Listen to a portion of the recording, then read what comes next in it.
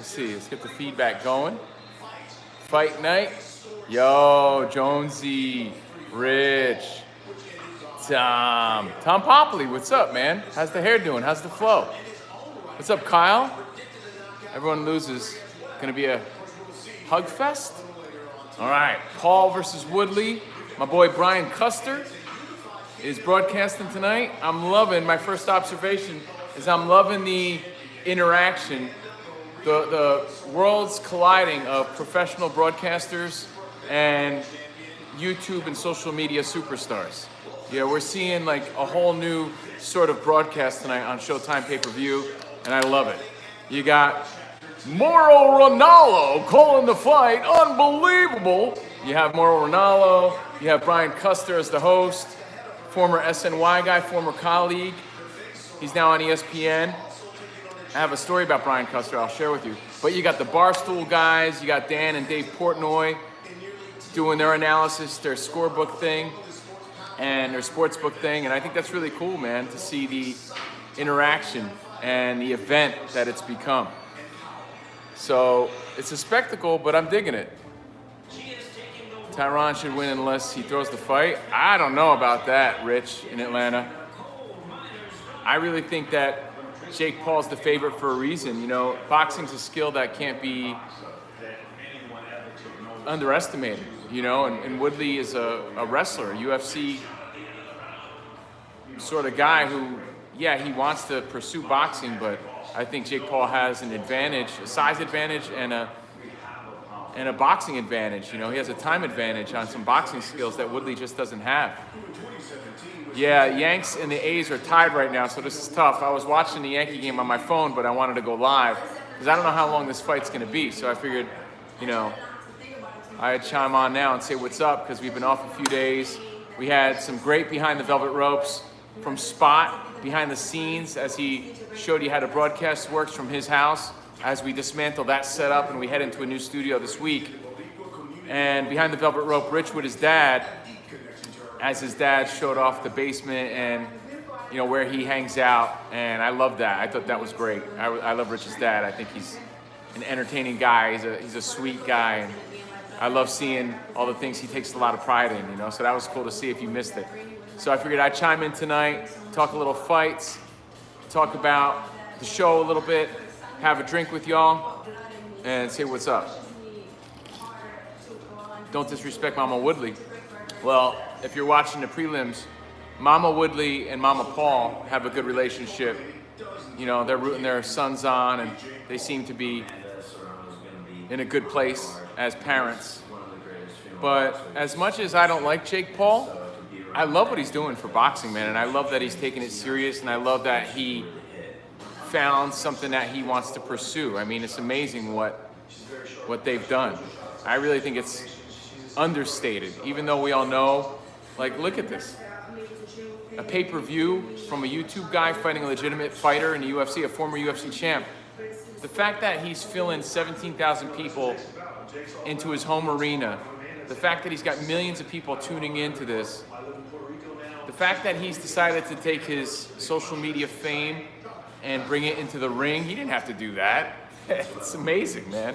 It really is. So, like him or not, what they're doing is incredible, and I respect it. Yeah, it's almost on, so I figured I'd chime in now, guys. Let's see. What up, Tyler? What up? Let's see. Tyron has been fighting and training for many years. I respect that boxing is different. Yeah, don't underestimate it, Rich. It's a specific skill. You know, obviously Woodley's a UFC champion, but he also lost his last 4 fights in the UFC. As Ariel Helwani, another former colleague, said, he lost his last 16 rounds as a professional fighter. So he's on the downhill trajectory of his fight career. You got a young, hungry kid with a lot to prove who wants that respect in boxing. Boxing, mixed martial arts, 2 different games, man. So, oh, there's still a woman fight going on. I wonder if I should just call it a day and come back. Should I come back? Should I come back when the fight starts, or should we hang out a little bit? What? What's up, Raymond? One fight to come. Yeah, I didn't realize, I forgot about this Serrano Mercado fight. But I'll tell you what, let's hang, let's do it. After show, but later. So I'm gonna rely on your questions too. We'll do some question and answer too, because I don't know how much I can banter about this fight. It's a spectacle, you know? Nobody knows what is gonna happen. There's only so much speculation I could do. What have I been doing? You're looking at it, nothing. Lamping. I just took a lot of time for myself, hanging out with Jordan. She's cooking right now. Melody was with her mom this week, so just hanging out, watching the Yankees. Streak is over. They won 13 games in a row, and now they're battling in Oakland to win the series. Our boy Jaime Tavares is there, and it's a tie game last I checked, so I'm missing the outcome of that game to hang out with you guys. Nice. What's up, Manny? So, Brian Custer is one of the broadcasters tonight. He's the black dude behind the desk, sort of manning the ship here for Showtime pay-per-view. And it's really cool to see because Covino and Rich, when we started at SNY, we actually replaced his show on SNY. And then he ended up still working at SNY doing some other stuff. So, you know, you would think there was some tension there, like here we are, the new guys, we're replacing him, but he was always so gracious with us and always so cool with us. And to see him doing the Showtime pay-per-views, he's been doing the Showtime stuff for a minute, but to also be an anchor now on SportsCenter for ESPN is kind of cool to see, and I wished him well, and we keep in touch on social media. So Brian Custer's killing it, and Ariel Helwani left ESPN and he's now doing this stuff, and he's like the main dude in the ring tonight, and with his analysis, it's cool to see Ariel doing more stuff. Again, life after ESPN.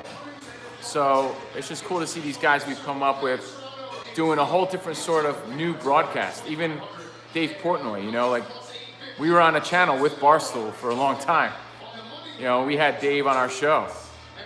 And to see them do the Barstool Sportsbook and have the Barstool logo in the ring for a Showtime pay-per-view event, it's cool because it's something we've never seen before. You know, you've seen all these guys take their careers to different heights, and we're seeing that blurred line between, you know, the social media world and the professional world, and the social media bad boy, the problem child, and actual fighting. It's kind of cool because I think they've got down the formula, and we're seeing like a real cool, professional yet laid back broadcast. And I think Portnoy and Big Cat are doing a great job too with the gambling aspect of it. You know, Rich should be all over this shit. I don't care about gambling, but it's cool to see. If you had to put money on the fight, I'd bet Jake Paul, Rich, if I bet on the fight. That's why he's the favorite. You know, he's got some legitimate boxing skill. I don't think he could compete with the legitimate boxer that's been doing it his whole life, you know, of the same weight class. Not yet. He could, though. He just found his love for the sport later in life. I mean, he's still young, but some of these guys have been fighting their whole lives, you know, so. And I understand that's Woodley, but Woodley wasn't a boxer. Well, Moro Ronaldo here. Not to be sexist or insensitive, but let's get on with this female featherweight championship, which is probably going to go 10 rounds. I hope not, though. But some good fights so far, some real good fights. That Love fight was really good. The heavyweight fight we just saw, the French dude, that was really good. And there was the Tommy Fury fight. He's a Fury, right? So you got to figure he has a lot of potential, but Tommy Fury really didn't bring the fire, the fury in the fight. I don't think he really did anything to convince us that we want to see him versus Jake Paul next. But he won. He won the fight. But I think he should have knocked out that dude. Pretty boy, whatever his name was. Now I'm watching the classy James Lennon Jr. And just like I know a lot of these people, Jordan says she knows the ring girls. Who's the girl on the left? Courtney. That's Courtney, my friend Courtney. So the girl with the blonde hair behind James Lennon Jr. is one of Jordan's friends.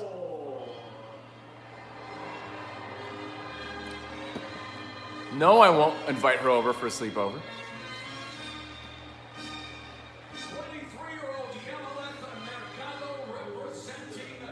Orale, Yamalef.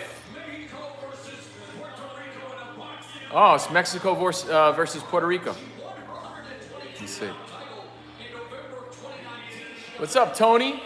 Tony Moriello, my guy. What's going on, man? Who you calling for the win? Jake Paul, unfortunately. I'm rooting for Woodley, but I think Jake Paul is going to win. I think he's going to win easily. If you guys get any Yankee updates, let me know.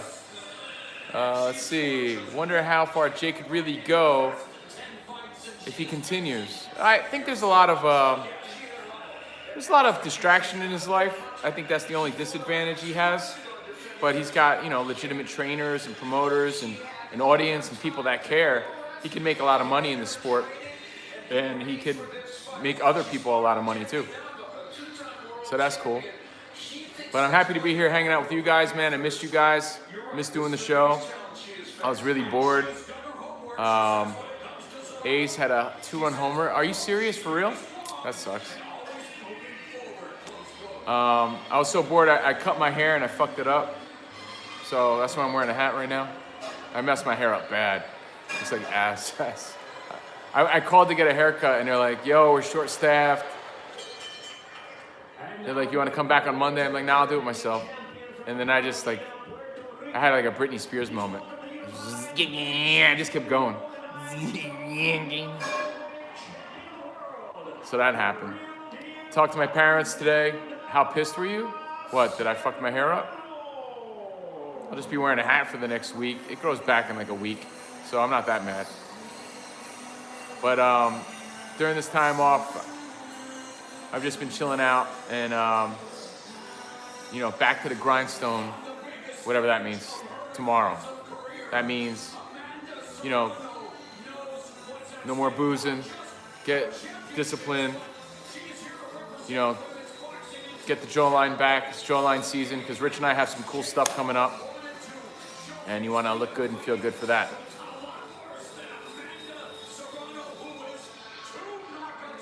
Yeah, when people say, I hope you had a good vacation, I kind of get mad at that. I take it personal because, I didn't go anywhere. This doesn't feel like vacation to me. I was still doing turbo. I was doing lithium. I was doing boneyard. I just didn't do the Covino and Rich show. I didn't go anywhere. I wasn't hobnobbing. So I know I had some time off from the show, but it didn't feel like vacation. So people are like, yeah, I hope you enjoyed your vacation. Like, vacation? I wasn't on the beach chilling out. I wasn't doing anything. And that's on me. That's my own fault. But, I don't feel like I'm ready to do that yet. I want to, though.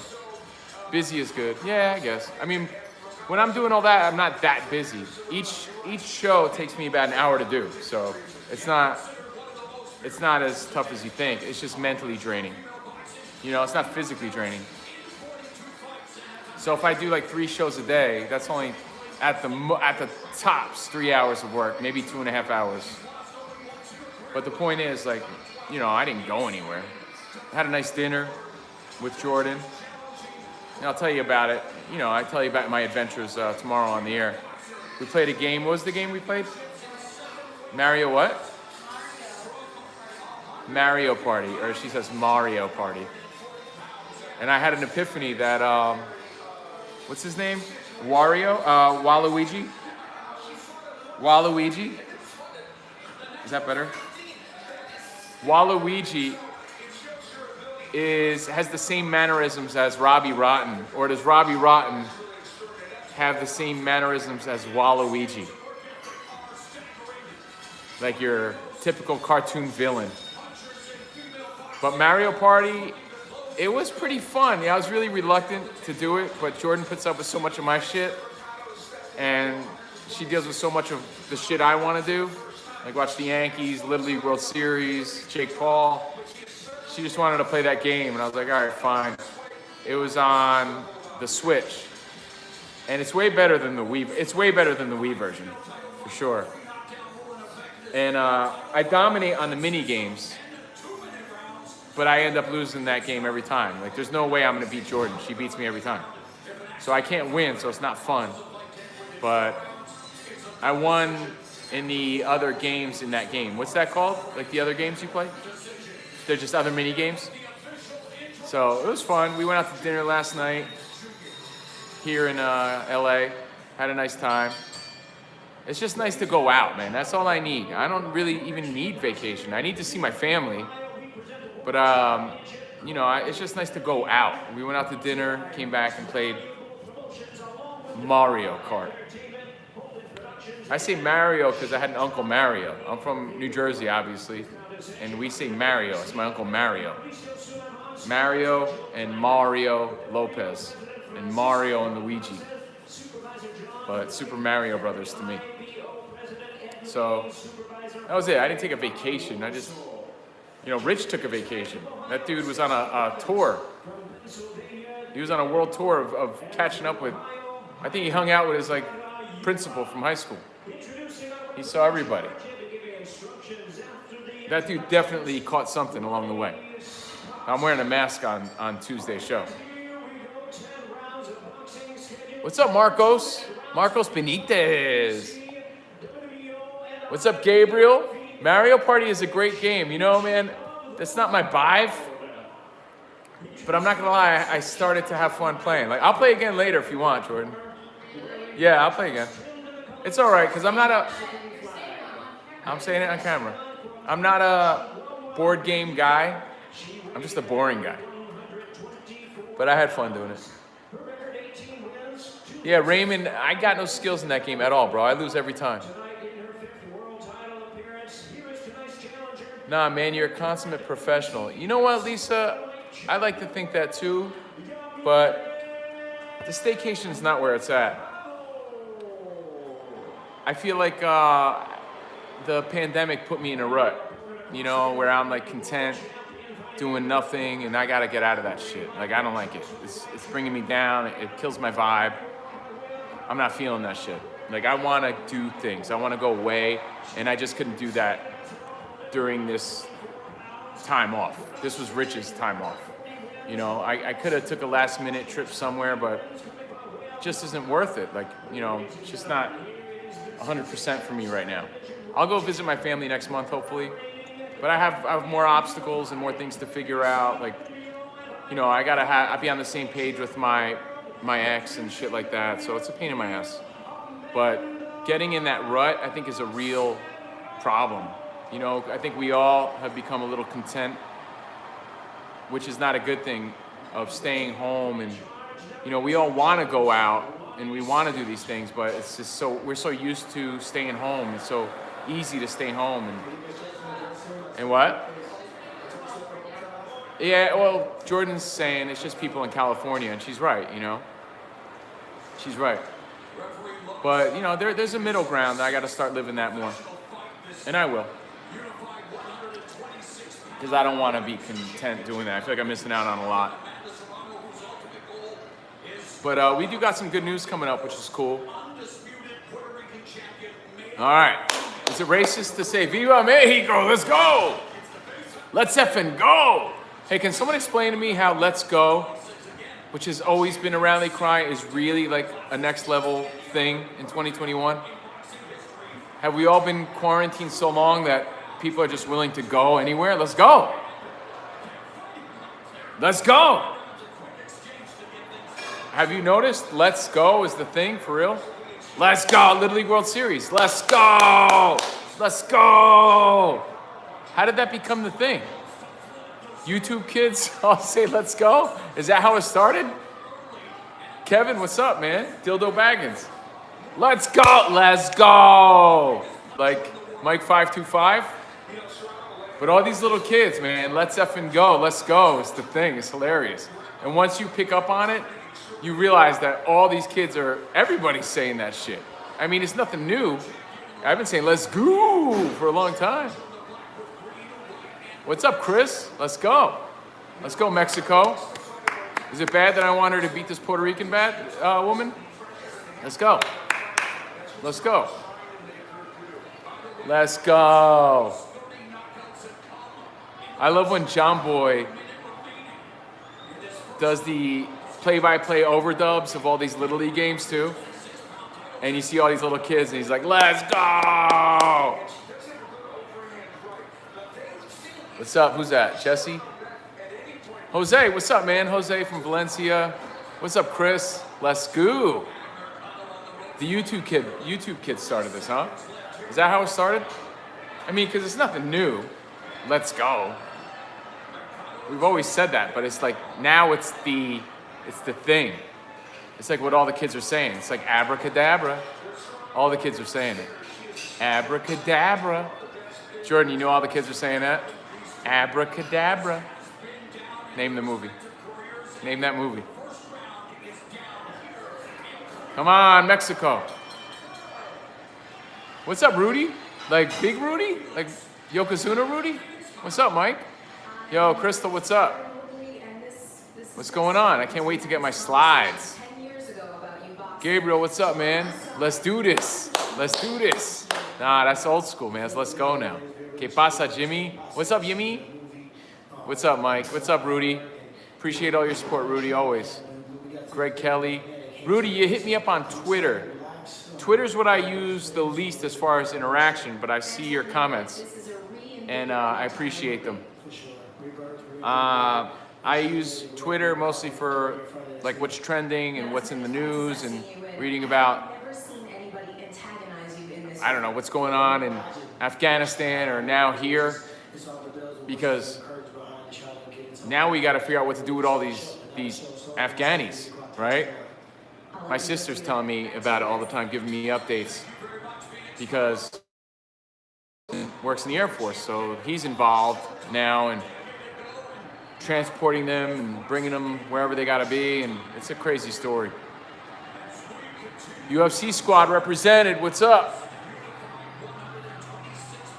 What's up, Jose? Jonesy. Yeah, so with all the shitty news, like the real news, it's fun to break it up with Little League, documentaries, the Yankees, and this fight. I'm excited about it. Excited about this fight, the little things. When I can't get out of the house, really, or go somewhere like I want to, I really look forward to shit like this. But the lonely vato has to watch it himself. Los Lonely Boys, Los Lonely fans. Even though Jordan's here, with her caboose. The caboose is loose. You guys should see the view I got right now.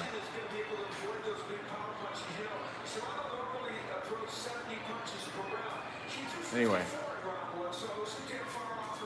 Lots of cool things. Congratulations, Michigan, with your Little League championship. That shit was dope. What's up, Mike? Little League World Series was fucking great. It wasn't the same. I talked to my mom. She's like, how shitty was it? I was like, it wasn't shitty. I liked it. I enjoyed it. It was just not the same because the international kids weren't a part of it for obvious reasons, right? So, yeah, it's not the same without the Asian kids and without the Latino kids and the actual World Series. But it was still fun to see in Detroit. I thought it was great, man. A great win. I was rooting for South Dakota for a minute because they got that little Gavin Weir kid. But he pitched his heart out, man. That kid was a name to look out for sure. So the Bob Ross documentary I haven't seen yet, but I heard it's a little long and drawn out, but I'm gonna watch that shit. I watched something called Count Me In. It's a documentary that was recommended to me by Jim Ramsey. And if you like drumming, like our buddy Richie Duran, if you like drumming, if you like music, it's the history of rock drumming. It's on Netflix called Count Me In. It's really cool. Chad Smith is in it. The dude from Jane's Addiction, Porno for Pyros, he's in it. They focus on the late, great Charlie Watts and John Bonham and, just all the drummers throughout rock. Count Me In was really cool. And the coolest thing to happen this weekend, in my opinion, was little Nandi Bichelle drumming with the Foo Fighters. That shit had me in tears of joy watching that. I thought that was awesome. Dave Grohl continues to be a legendary drummer, but like the greatest guy on the planet. He made an 11-year-old girl's dreams come true. Jake Paul's a douche. Let me tell you something. I just saw Jake Paul snag the microphone from the reporter in the locker room. Never grab a broadcaster's microphone. That shit ain't cool. Because I'm not giving you my microphone, like ever. Like we're gonna have a tug of war if you try to take my microphone. Not happening. So, if you guys don't know who Nandi Bichelle is, she's that little English drummer kid with the afro puffs.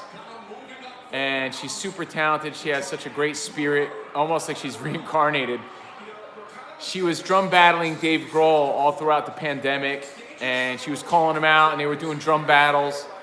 And Dave Grohl invited her to perform the finale at the Forum this weekend in LA, and she just performed it flawlessly, and it was amazing to see. She performed Everlong, and it's just gonna make your day if you watch it. It was so cool. So we'll talk about that tomorrow. That's probably the coolest clip I saw this weekend. Ooh, this is a battle. Serrano, Mercado. Let's go Mexican lady. Even though I saw Serrano's pre-fight interview earlier, and she's pretty badass. Let's see. The Serrano-Mercado fight looks pretty even right now. Serrano's backing up Mercado. She's sort of controlling the pace right now. Yeah, Grohl and the girl, man, that's the best clip. When you're seeing this horrible news on TV, and you're like, what the fuck is going on with these Afghani people? And how did we left how much there? Like, what? We did what? What happened? When you are sick of that shit, watch that clip and you'll love it. Dave Grohl and Nandi Bichelle. Preseason football, I've been watching Tyler, I've been watching the Cowboys on Hard Knocks. That shit is dope. So I'm watching Hard Knocks too, something else to watch on HBO if you haven't watched it. They follow the Cowboys this season, and that's getting me fired up. I just love that show. I love Liev Schreiber. Liev Schreiber. Sistine. Liev Schreiber. As a narrator, I'm sold on that alone. But it's getting me pumped for the Cowboys. I'm not really a Cowboys fan, but it's getting me pumped for the season too. It's just crazy to see how much goes into the preseason and how every team in the NFL thinks it's their year when, like, is it really their year, or is it going to be the Chiefs? Is it going to be the Buccaneers? Is it going to be, the same people we see all the time? Is it going to be the obvious? And of course, Joe Burrow made his return this weekend, got a big round of applause. Seahawks, they're going to be good. To me, what are the surprises, Mercado showing off her Mexican toughness. It's a real thing. Avario. What's up, Raymond? Go Broncos. I mean, are the Broncos really going to do anything this year? We'll see. Like, what's the surprise team? Are the Patriots going to be the real deal this year? Because people are saying they might be. The Saints, saw Winston putting up good numbers. People excited about that. But Hard Knocks is getting me in the zone. And the preseason stuff is cool too. You know what? I'm not calling out Rich, but everybody tends to play down the preseason games. But what you see on Hard Knocks, or what you're reminded of, is how, yeah, the big stars aren't in there, but these up-and-comers that are trying to make the squad are playing their hearts out. So, those games don't mean anything. Yeah, they don't mean anything in the grand scheme of things, because Ezekiel Elliott and Dak Prescott aren't playing. But these other dudes are playing for their job. They're playing their hearts out. So it does matter, and it matters for, backup quarterbacks and second string, and, who's going to be backing up Dak Prescott. So on and so forth. So it means more than we give it credit for. It also means let's fight in the stands too, because people love to fight during preseason football. And if people are fighting during preseason football, how much fighting is going to go on during the season? Because people are excited to go, let's go. You want to go to the game? Let's go and fight each other. So that's my goal, to go to a game this year, get in a fight in the stands, get kicked out, and then join some sort of like milk crate competition and call it a weekend. That's what it's all about. Oh, and then sue my parents for taking pictures of me naked as a little boy on the potty. I don't approve of it and I feel exploited, so I'm gonna sue my parents like the Nirvana baby. And I'm gonna sue the Nirvana baby for being a lame-o. Speaking of, I'm gonna be hosting Lithium all week. I'm doing Lithium mornings all week in for Madison on Sirius XM, so double time, triple time. If you wanna catch me, I was on Lithium today, in fact. There's Ursulas everywhere. Yeah, man, it's bad. People want to fight. People want to fight, bro. Let's see. Weird Al made a meme about that. About what? Pats will be meh. Not feeling the Patriots.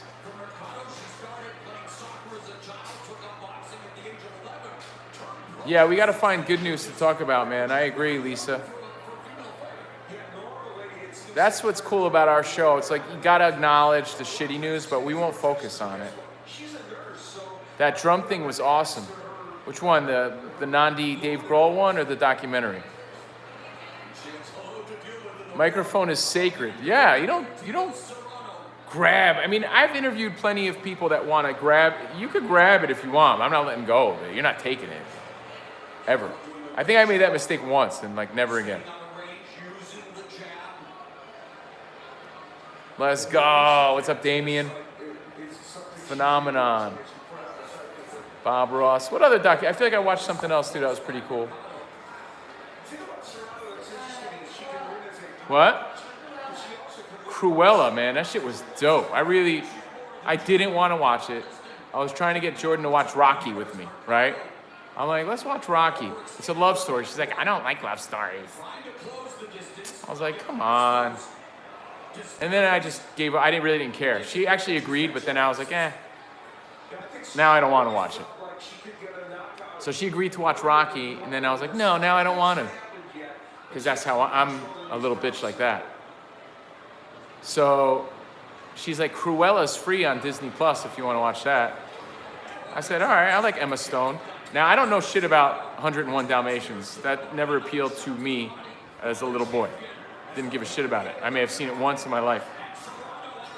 So it's like the pre-story, the prequel of 101 Dalmatians. And Emma Stone's great in it. I loved it. I wanted to watch the original Rocky, bro. Oh, she never saw it. She never watched Rocky. Rich, I wanted to watch the original Rocky, 1976. But instead I watched Cruella on Disney Plus, and I gotta tell you, I was pleasantly surprised, man. I really enjoyed it a lot. I thought it was great. It was great. Apparently the fat guy in the movie, that's the fat guy from Cobra Kai, Stingray. The guy that was in the Tanya Harding movie. One of the goons that took out Nancy Kerrigan. You know the fat guy from Cobra Kai? He's in Cruella with Emma Stone. But it was really good, man. The heist was great. I saw that shit. Stingray. Yeah, Stingray, not Stinger, Stingray. All right, let's get on with this female featherweight championship. No offense.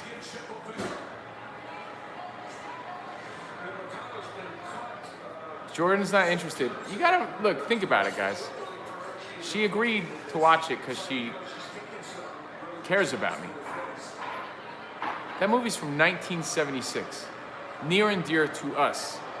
You think a young woman today gives a shit about that? Unfortunately, they don't. That's just the reality.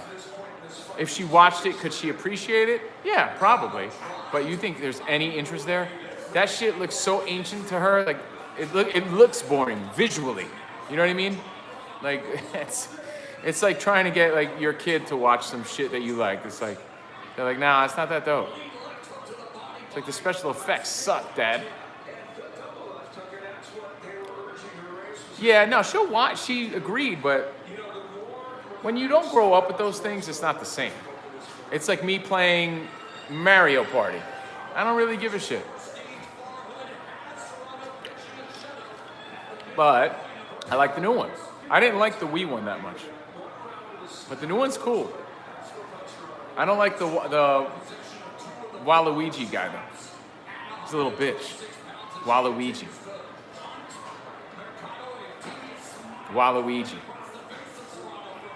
I saw a funny thread on our social media page that Jim Ramsey started. And it was, how many nicknames for Rich Davis can you come up with? And I had no idea we had that many nicknames for Rich. Like this guy he must be the record holder for nicknames. Because the list kept going and going and going. And then I realized I don't have that many. I thought I had a lot. Baddest Latin in Manhattan, LA Playa by La Playa, the Yolo Cholo, all the cool nicknames I gave myself. El Covino, Steve El Hombre Más Guapo Covino. I got like 5 or 6. Rich had endless amounts of nicknames. Dicto Davis, Doodle Boy. Like went on and on. Check this out.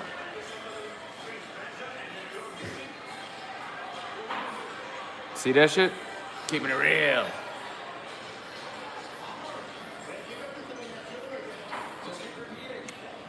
That's why I play Mario Party.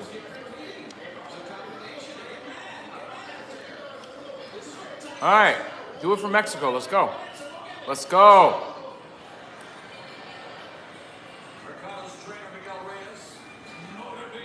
Did the Yankees lose? Lightfoot Wick.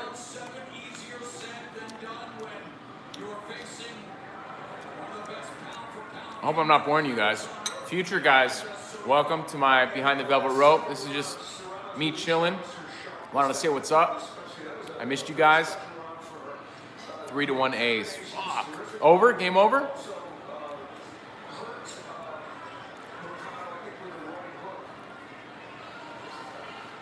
Not bored. What's up, Mike? Update on the Serrano fight. It's pretty even, but Serrano I think has the edge here. You know, I haven't really been focusing that much, but she looks like she's in control of the fight. We're in the 7th round. Sorry to be eating, but I'm chilling, guys. At my dinner. What's up, Lynn? I want to shout out Mario Wrangle the Dangle. He sent me this hat. I appreciate it. We have a mailing address now on our website, covinoandrich.com. Like an official mailing address, so that's kind of cool. But Crystal, we haven't gotten there yet. I haven't gone there. But thank you guys for being great supporters.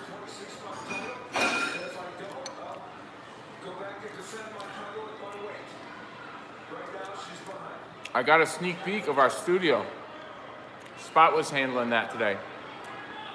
And I gotta say, it looks pretty cool. Thank you, Crystal.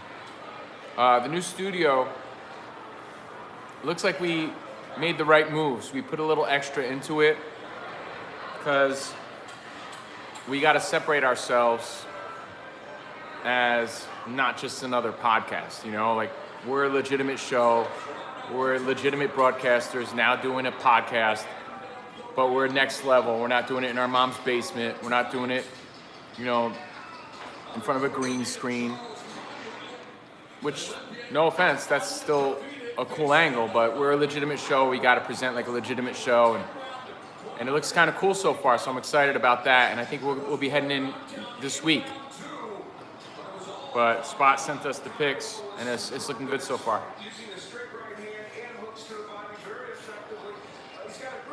Thanks to your support. We had to put a lot extra into it. So, any questions, guys?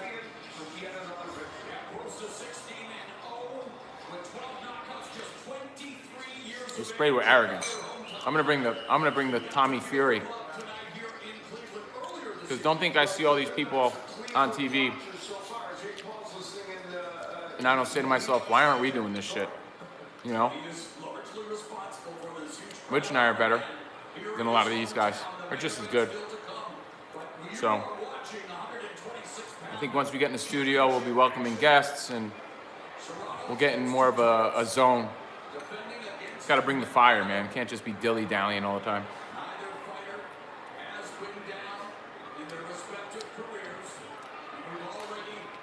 Hot Ones challenge.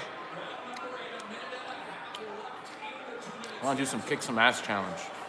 We got to kick some ass. Got to have great content, great discussions. You know, convincing debates. You know, no more wishy-washy bullshit. That's how I feel about it. You know, no fluff. Fuck the fluff. I mean, fluff is fun, but gotta bring the fire.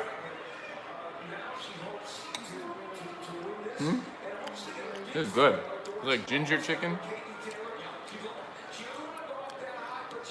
The only thing better than the ginger chicken is that Mary Ann chicken. You know what I'm saying? That Mary Ann chicken. Greg's Basement was great, Lynn. I agree, that was awesome.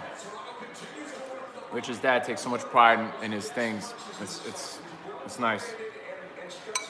Oh. We played at Randall's Island. Gators, what was the name of his softball team? Gators what? Gators something. Oh, Gators. Oh, the Gators. We played in Randall's Island. Oh, I bought that in Germany. Hell's Gators. Oh, Hell's Gators. We played on the softball team. Hell's Gators. That shit was funny. Hell's Gators. I'm gonna not be able to not stop saying that. Starting tomorrow. Hell's Gators. That shit is great. Remember my hat collection?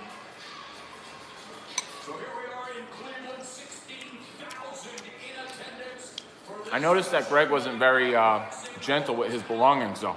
He's like, oh, here's my Taco Bell dog. It still makes noises. Catch it out. Listen. And he like hits it like so hard. You're like, hey, wait, hold on. Let's check it again. No, it must be broken. He did that like 3 times. With his toys that made sounds. Hell's Gators. Don't worry, Damien, I couldn't forget Hell's Gators either. I wrote that shit down. I wrote that shit down as soon as I heard it. I just couldn't think of it now. Hell's Gators. I think Greg's toys didn't work because he hits them so hard.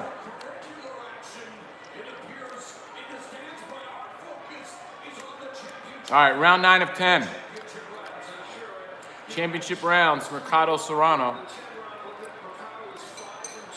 I got on a little early. I don't know why.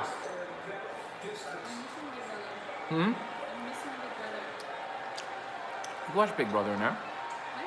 You can watch Big Brother in the other room. There's a weak ass haircut. Look at that. Oh.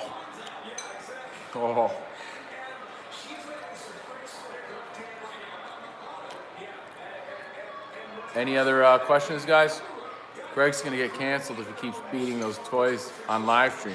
Yeah, he was really aggressive with his toys. It used to work. I don't know why it doesn't work. But he's great. I love Greg, man. That was definitely the best behind the velvet rope that Rich has done for sure.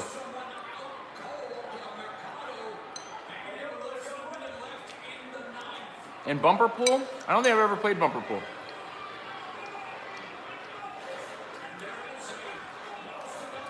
But I also think it's crazy how Greg has all his trophies still. Like, I got mine, but they're in boxes in my parents' attic. I have a buttload of them, man. One day next trip back east, I'll show you guys. You think I'm full of shit. I got trophies that as tall as me. Greg masters everything and moves on. No can do. That shit was great. I enjoyed Rich's Behind the Velvet Rope thoroughly. Guys, if you're hanging out with me and you didn't see Rich's Behind the Velvet Rope with his dad, it was the best one yet. And Spot did some Spoga. He did some Behind the Velvet Rope stuff. Definitely catch that. We did as much as we could. They did. I waited out till tonight because I knew I was waiting for Rich to do his stuff. I didn't want to do too many on the same day. And then I knew I'd eventually do the fight night. So, Mercado got rocked. She got a nice cut. She's cut pretty good. So the Mexican girl, she's cut in the 9th round. No, we haven't done any tickle sack stuff, man. I don't know if we're past tickle sack or not. That doesn't mean I don't love the old stuff. But I guess I could do Feel the Heat. Feel the heat. Spots got some muscles now. Feel the heat. Spots getting hot. Like it or not. Spots getting hot. And you know that spots getting hot. That's Rich is feeling the heat. Yo, I can't believe how many people Rich saw on the Rich Davis fucking East Coast World Tour. It's crazy.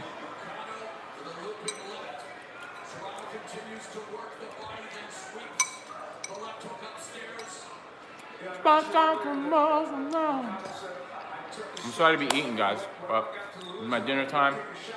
Just hanging out. Yeah, we're doing a show from Spot's house tomorrow, Damien. And then I think Rich gets home tomorrow night. So then I think Spot's gonna be assembling the studio maybe Tuesday night, I don't know. One of these weeknights. You never heard that, Raymond? I don't know how you don't know that song. It's a famous song.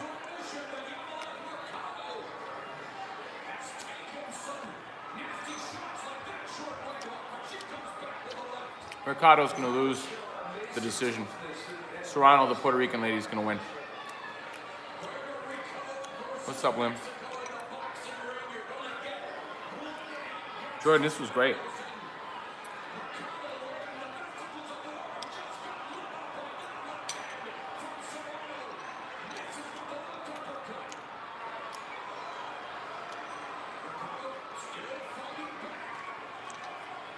Thoughts on the Woodley fight?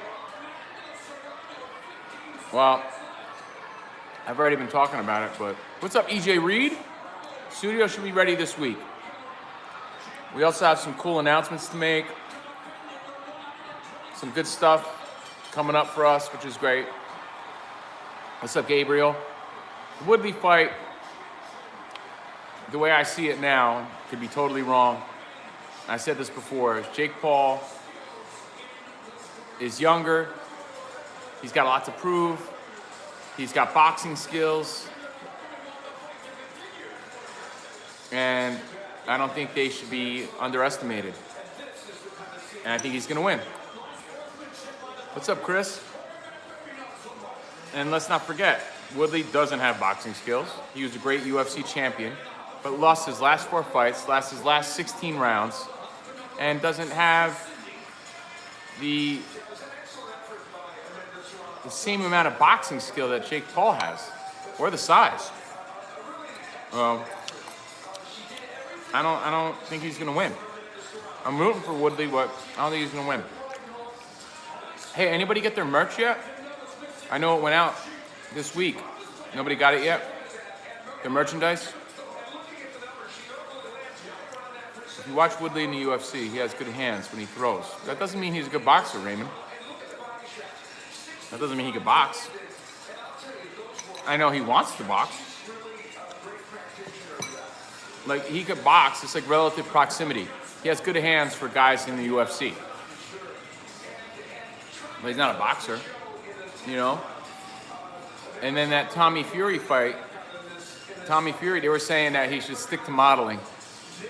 He didn't build enough hype. He didn't win convincingly enough for the public to care about Tommy Fury, Jake Paul, unless some real smack talk gets involved and Tyson Fury gets involved, and it could be a circus. Woodley has crazy power, yeah. Hey man, he had crazy power. He's been retired for years, and like I said, lost his last 4 fights. Too much rest leads to rust. Like we discussed before, I'm content doing nothing because I've been in the house for 2 years during this pandemic. Rest leads to rust. Jake Paul's been active. He's a punk. I don't like him either, but he's a tough punk.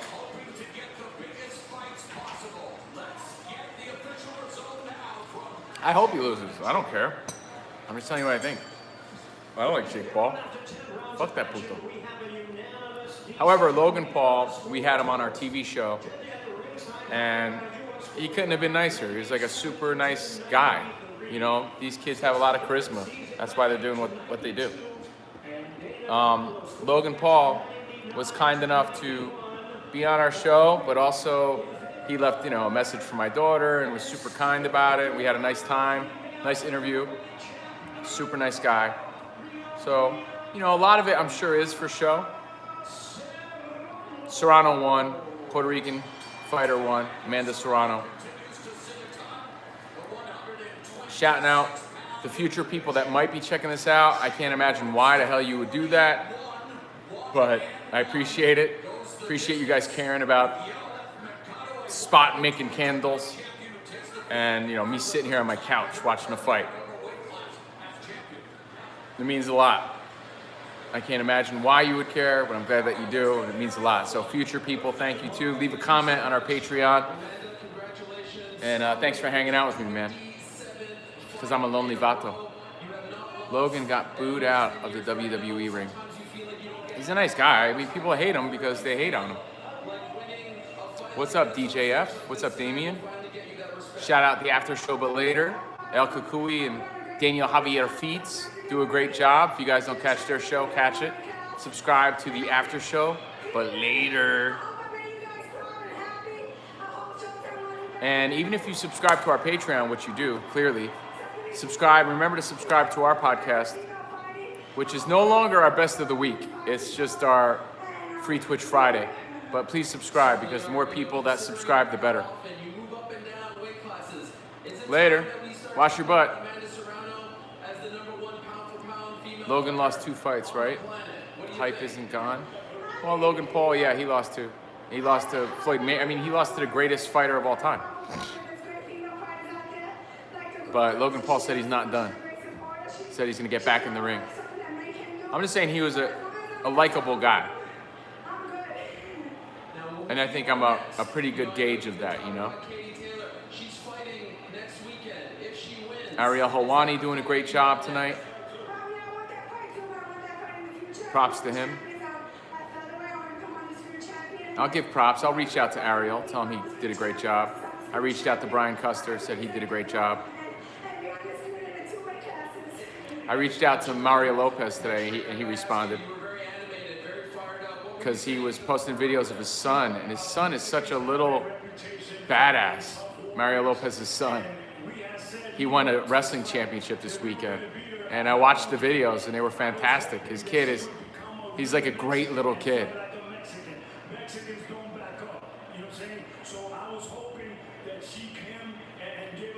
But it's interesting because all these people I speak of, it's going to be cool to see who's willing to come on our podcast.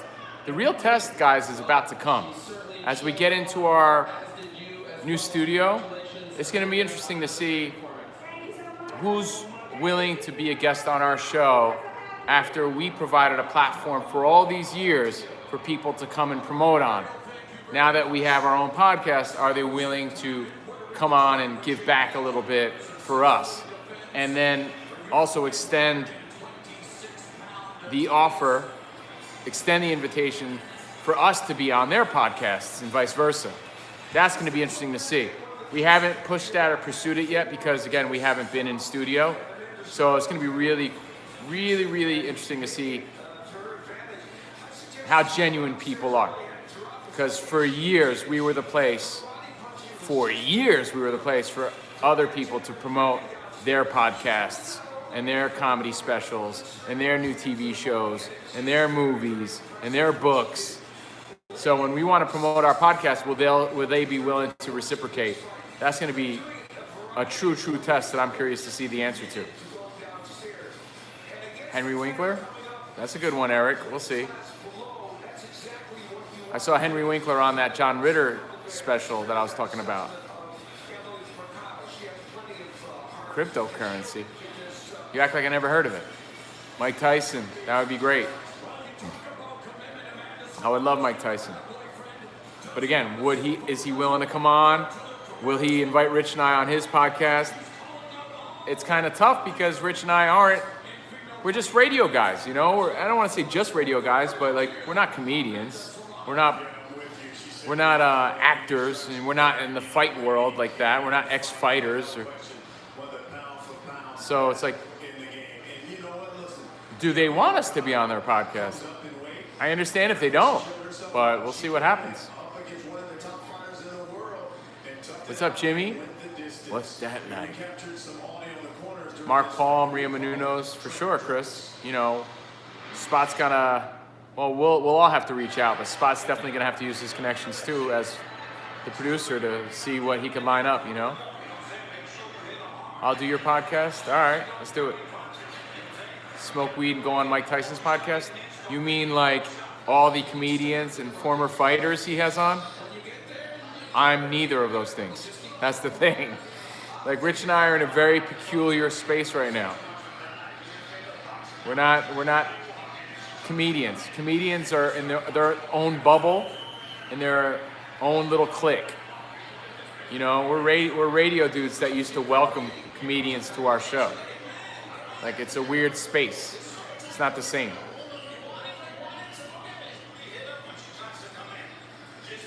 By the way, on a total side note, speaking of broadcasting, I really think Showtime Pay-Per-View is doing a great job tonight. Again, mixing the social media world with the boxing world and the new little highlights they've created with the microphone in the corner and everything is cool. This is Brian Custer, by the way. We used to work with him on SNY.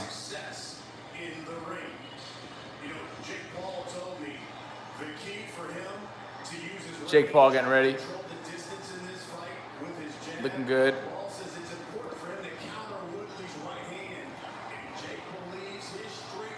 All right, let's go. Cruiserweight bout. That's interesting too because like no one really gives a shit about the cruiserweight division in boxing. Like Evander Holyfield was a cruiserweight champion for years. No one gave a shit until he's in the heavyweight division, you know. So no one cares about cruiserweights. That's like 190. Covino, you guys going to have to start schmoozing with these people. Yeah, but we're just, Jimmy, I get it. We've been doing that for years. And that's like sleazy. Like, I'm not gonna, like, I don't want to sleaze my way onto someone's show that may or may not make a difference, you know?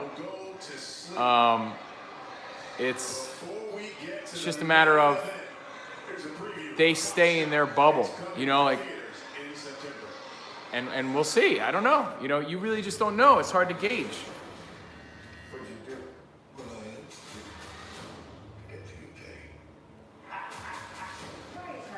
Any other recommendations, guys, on what to watch after this fight? Because after this fight, it's either Mario Party for me or something you might recommend.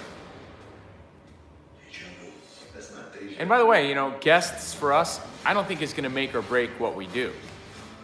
You know, I think it could help, but I don't think it's going to help to the level of what people think.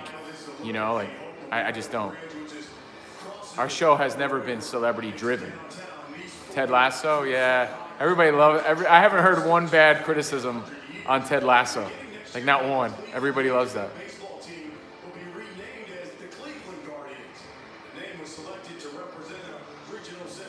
The Cleveland Guardians. Tommy Chong. White Lotus? Yeah, what is that about? Jordan was talking about that. She's like, everyone keeps saying good things about White Lotus. I was like, I don't know anything about it. Vacation Friends looks funny. I saw that. John Cena and Little Rel.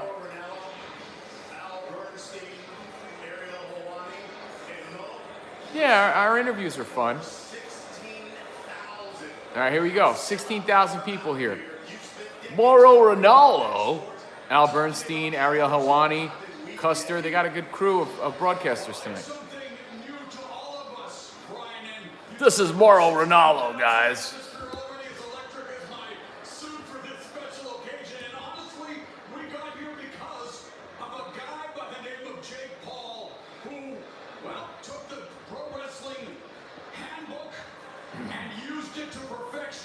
All right. So who do you got? I'm gonna ask you guys. Who do you got? Thanks, Sean. You got Jake Paul or Woodley? I want to know what you guys think. I'm telling you, I'm rooting for Woodley, but I think Jake Paul got it. Damien says Jake Paul. I don't want to know who you're rooting for. I want to know who you think's gonna win. I think Jake Paul's gonna win. Rolando says Woodley. What's up, Rolando? Rolando, you never heard of Three's Company, bro? You fucking kidding me? Planet do you live on? Marcos, Jake Paul, Raymond, Tyron Woodley by knockout. Wow. Richard says Paul based on size, yeah, and boxing skill. Mike says Woodley. Rich in Atlanta says Jake. This is pretty 50-50 right now. That's no excuse, Rolando. Jimmy, what's up? Jerry O'Connell, what? Why do you always bring him up? We're not, Jerry O'Connell doesn't seem sleazy, just good people. Yeah, I think he's a good dude, but I don't think he really wanted to be my pal like Rich makes it out to be. You know what I mean? But I love him as a guest. Jake Paul, Woodley. Oh, shit. Woodley got paid off already. Get out of here. These guys have pride. They're not doing that. No way. No way. I don't think a guy like Woodley would ever take a dive for some shit like that. Jerry O'Connell is awesome. But I saw Jerry O'Connell out and about one night, and it wasn't like we need to fucking hang. You know, it was just cool.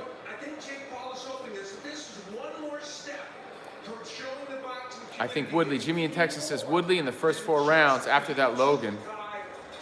Sergio hasn't reached out lately. I got to reach out to him. Rolando knows about Los Bookies. I heard they're back. Los Bookies are back. Is that true? What do you guys know about Los Bookies reunited? How do you not know Three's Company, though? Like, that's like, well, it was one of the biggest shows of the 80s. How do you not know that? Just because you're 34, like, it's like me saying, yo, the Mary Tyler Moore Show, I didn't know that shit. Like, I didn't live it, but I know it. Yeah, you know those Bookies, though. They're back, you know. I think I know those Bookies from you guys. I didn't know that shit.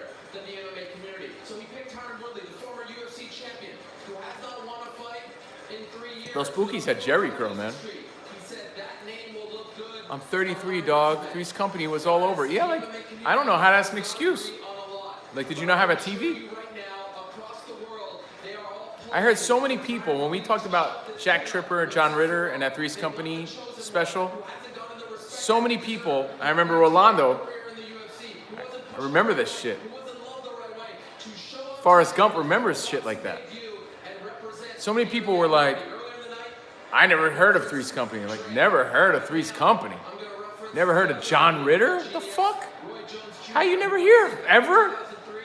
Never heard of John Ritter. Never heard of Three's Company? There's no fucking excuse for me. I had no cable till I was 15. It's like pop culture though, bro. It's like I said, I didn't watch all this old shit, but I know of it. But then again, that's the world I live in, I guess. Oh, Dave Chappelle's there. I got a funny Dave Chappelle story. You want to hear it? Dave Chappelle's at the fight. Ooh, Dustin Poirier's at the fight. So I was working at K-Rock, New York, and it was early morning, and Andre Berto's at the fight. They're showing all the superstars at the fight. John Ritter was awesome. I agree, Marcos. Corey Spinks is there. By the way, Smokin' Joe Frazier's son apparently is on Big Brother this season. I don't know if you guys saw that. But I would have never known that was Smokin' Joe Frazier's son. But he's on Big Brother this season. Ed Asner died today, rest in peace. So who's going to play Johnny Lawrence's dad on Cobra Kai, which was renewed for season 5 before season 4 even aired?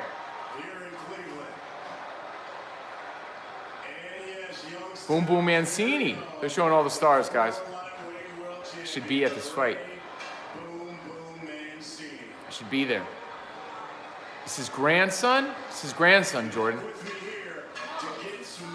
Jordan's saying no, it's his son. So you're wrong. Smoking Joe Frazier's son. Yeah, he was in Sling Blade.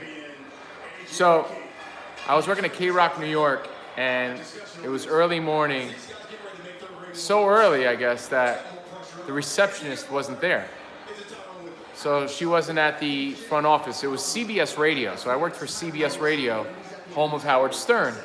So it was Howard Stern in the morning and rock radio all day.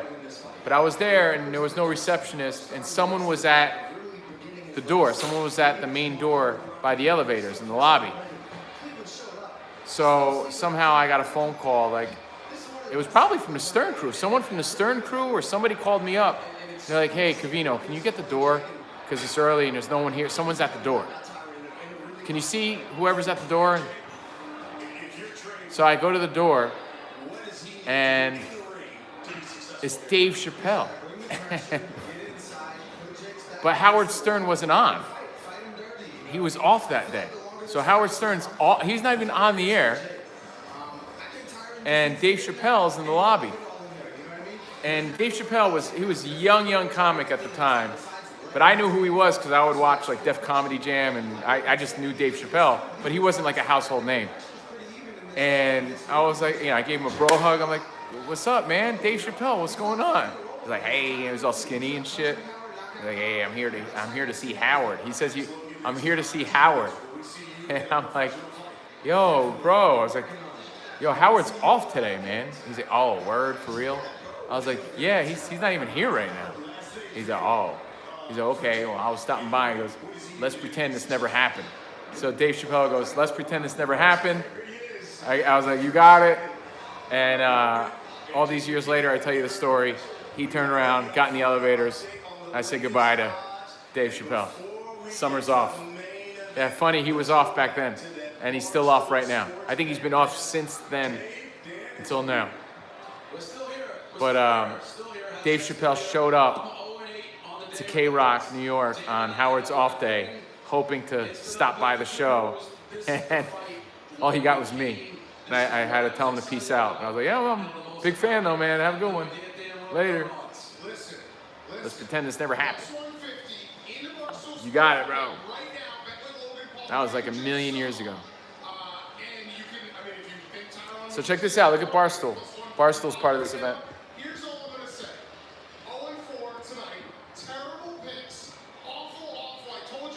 Which is kind of cool. Big Cat is saying Jake Paul knockout. I wouldn't be surprised if Jake Paul knocked him out. He showed a pretty good jab. He showed him some decent boxing ability.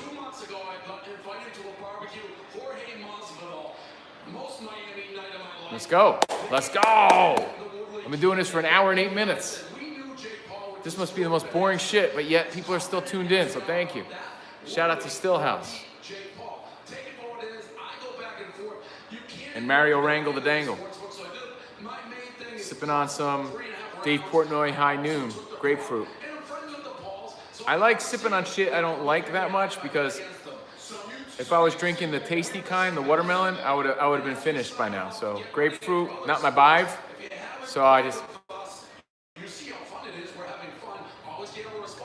make it last longer. Like last night I went out to dinner and they had like tasty margarita and super spicy with jalapeno margarita. And I was like, I'll take the super spicy jalapeno margarita because I'm less likely to house that one, Even though I really wanted the other one. Oh, let's go! Main event time. Oh, Mauro Ranallo here as we get ready for the fight. Jake Paul get ready to enter the ring. It is time.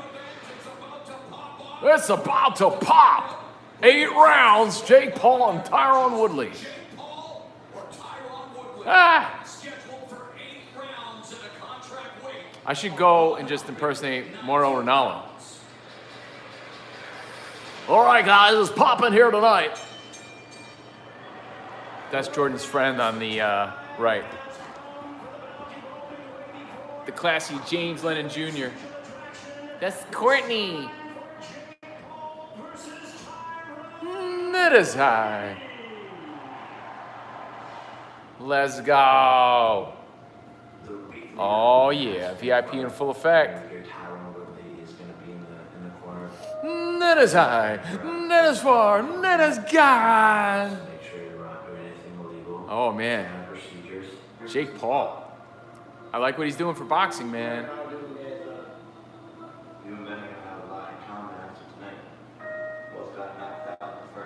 Oh shit.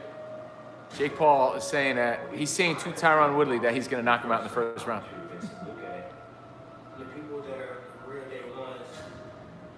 You got to give him a lot of credit, man. These kids back up their shit, man. Like, it takes a monster set of balls to do what they're doing. My balls are not that big. I don't wear the nuts compared to these guys. These guys are, like, it's crazy what they're doing. I'm waiting for my Yank D shirt too, man.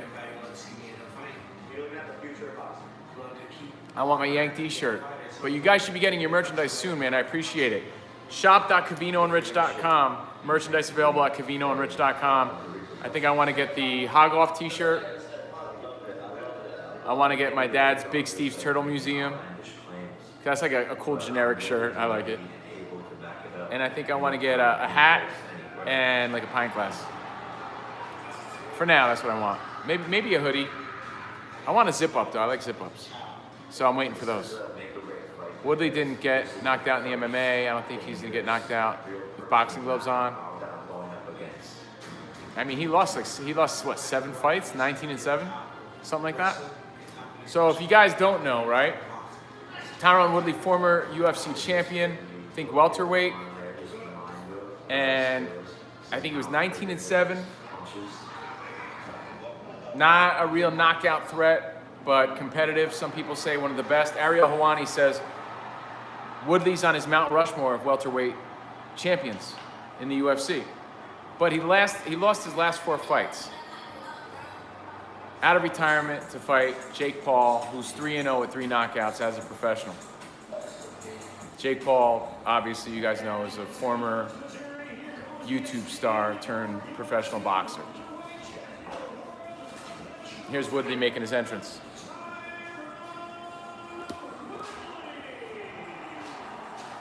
There he is.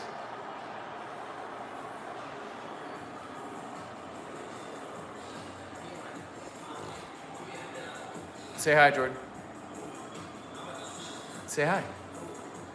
Wave. You can wave. It's too late, you can wave.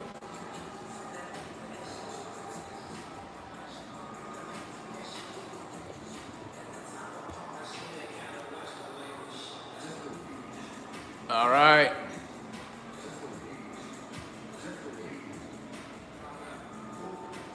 Sponsored by Dude Wipes. Woodley sponsored by Dude Wipes. They should sponsor our show. What's up, Jordan? What's up, Damien? All right. Bring the heat. Let's see it. I want Woodley to win. Put these dudes in their place. Here's the downside, though. Woodley wins, and all this fun and all this speculation of, you know, the Jake Paul possibilities sort of slow down a little bit. You know what I mean? And that ruins the fun for us, because I like this shit. Anytime you can get people together or, you know, have a nice pay-per-view event and just chill out, and especially a Sunday night pay-per-view event, you know, that hype won't be the same if Paul loses. Let's go. Hey, Shane. I also want to thank anyone who might be here in the future hanging out. Cheers to you, man. Cheers to you. And another quick reminder before we get lost in the fight. It's when the real fun starts. All week, I'll be on Lithium in the morning. So when you wake up tomorrow, if you still have Sirius XM, if you still do, channel 34 for your 90s alternative and grunge with me, Infra Madison, all morning on Lithium, Sirius XM. And then, of course, later on, I'll be on Turbo. So I'm like dog shit. I'm everywhere. I'm everywhere you want to be. I'm like Visa, bro. Everywhere you want to be. I'm my teal love sack right now. Yeah, check me out tomorrow, guys. Tomorrow morning. And then, of course, we'll be doing the Covino and Rich show on Patreon. Oh, yeah. I'm going to go get a little treat. I'll be right back.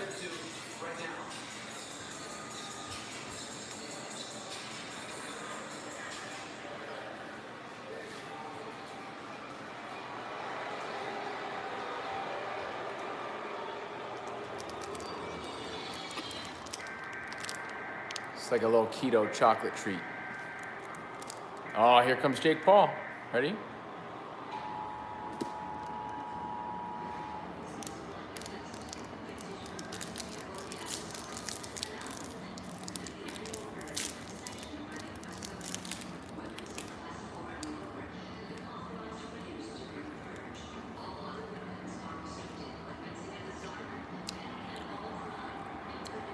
This is dope.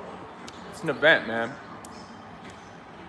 What does it mean in the big scheme of things as far as boxing and belts? Nothing. But it's got young kids tuned in. The Paul brothers clearly fell in love with the sport. Boxing, sweet science. To me, there's nothing like it. So, brings hype to the sport. I'm excited.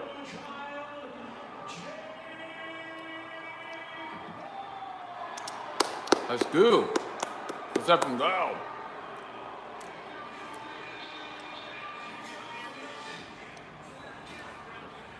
Where's his robot? You know, Jake Paul got that problem robot, or whatever he calls it.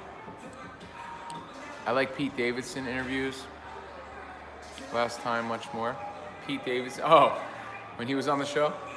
Sponsored by the Indians. Interesting. It's so hypocritical. It's like, oh, we can't say Cleveland Indians, but we will until we start saying the Guardians. Like, how does that make sense? Just call them Cleveland. If it's so bad, if we agreed it's bad, I mean, I already said this on the show, but if the public and the world has agreed that Cleveland Indians is incorrect, then why do we still refer them as the Indians? I understand branding reasons, they can't change the uniforms right away. But it's like, yeah, we'll keep saying it until they officially change it. Money grab.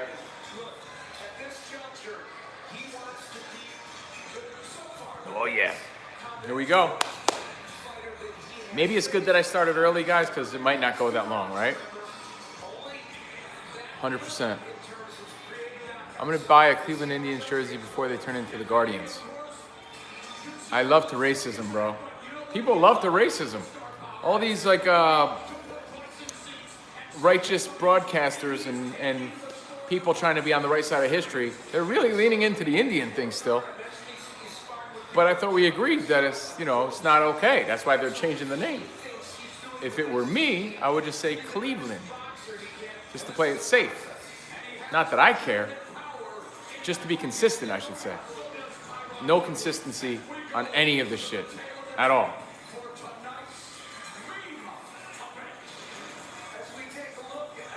All right, here we go. Here's the tail of the tape.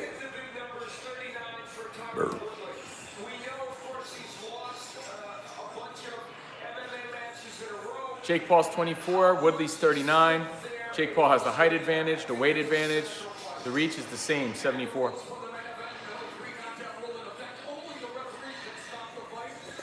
All right, let's go.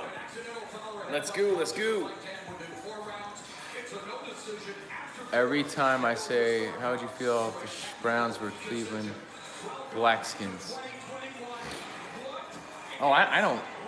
I don't really even care. I'm just talking about being consistent. Let's be consistent. What's up, Matt? Hey, Franz, what's up, man? Here we go. The classy James Lennon Jr. It's go time. It's showtime. Woohoo!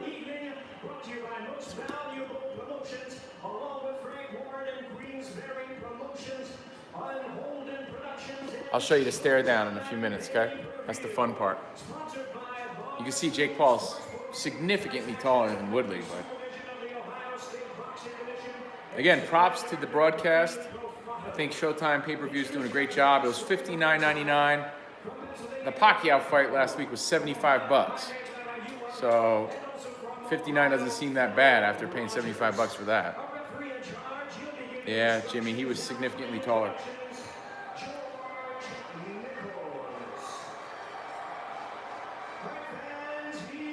Paul's the significantly bigger guy.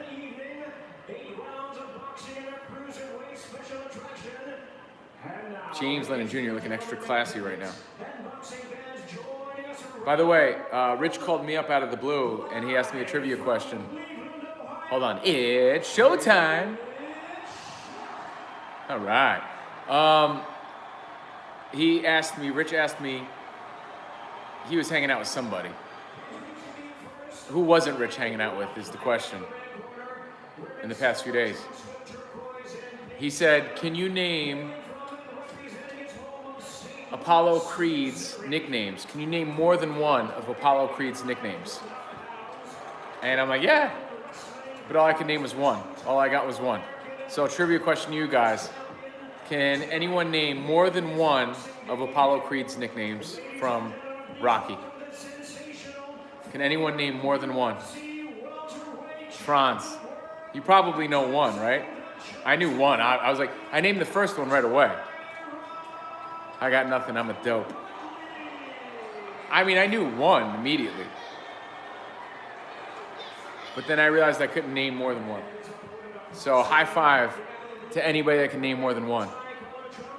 Yep, the master of disaster. And Rich in Atlanta said the king of sting. So there you go. You got two of them. And the Count of Monte Cristo was the other one. The master of disaster, the king of sting. I couldn't think of the king of sting. Apollo Creed. Congratulations, guys. I can only think of the master of disaster. Oh, I'm getting hyped.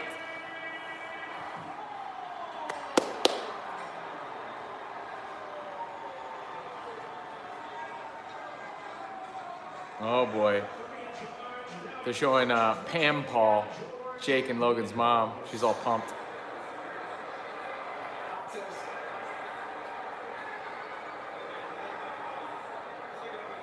I'll show you guys the stare down.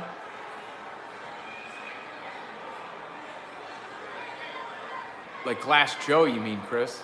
All right, here we go. Here's the stare down.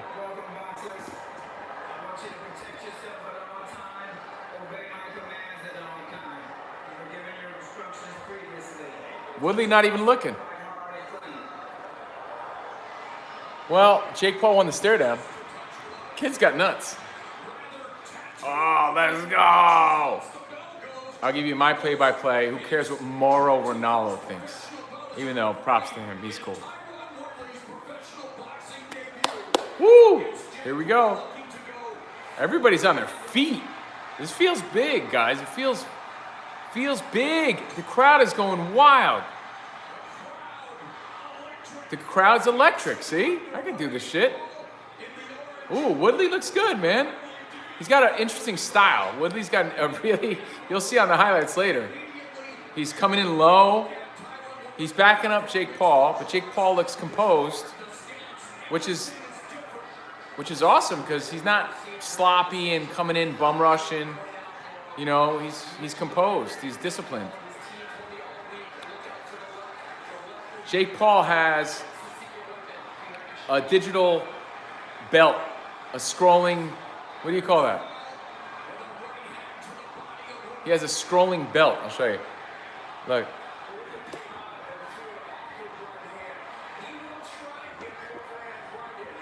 See it? He has a scrolling, I don't know what it says.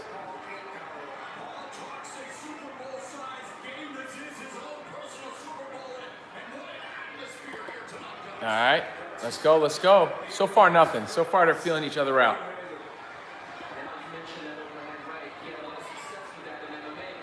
Oh yeah, that's true. Woodley is known for an overhand right, so we'll see if that comes into play. Jake Paul backing him up with jabs. So Jake Paul's using his jab, Woodley saying no.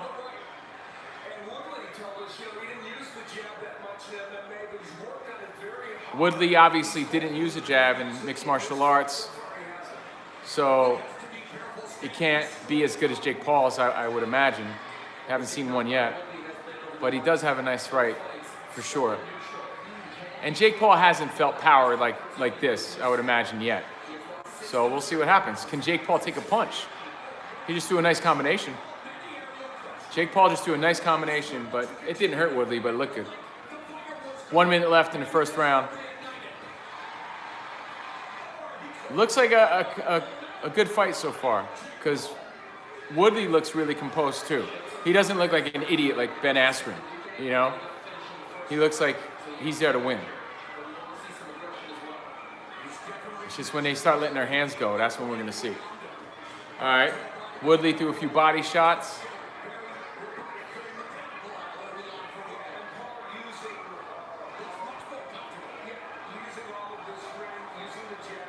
But again, Jake Paul got decent reach.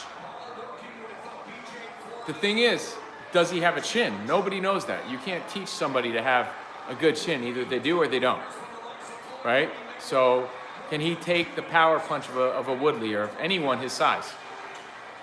10 seconds left. Yeah, Ben Askren sucked. I agree, Jimmy. All right. First round was even. I'll give it to Jake Paul. He looked a little more flashy. Round one, Jake Paul, if you have to give it to somebody. But barely. Okay, so Woodley only threw 6 punches. Jake Paul landed 6 punches. So Jake Paul definitely wins round one. All right.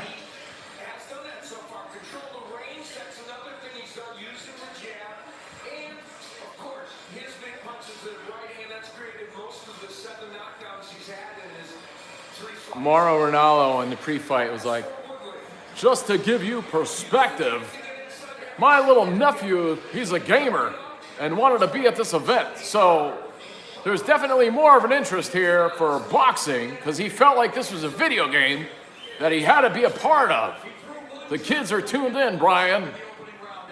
So kids are firing up for the Jake Paul antics. Round two. Cruiserweight bout, round 2 of 8. Jake Paul sizing him up. He's sizing up the jab. But when Woodley comes at him, Jake Paul backs up. But Jake Paul landed a nice right, like a power right. Woodley's got to start throwing some hands, right? There's only 8 rounds. But Woodley's showing composure. Like he looks good. He's got a weird style about him though. A weird defensive style. Woodley needs to get inside. Yeah, Woodley needs to close the distance here, right? But that takes a minute, so.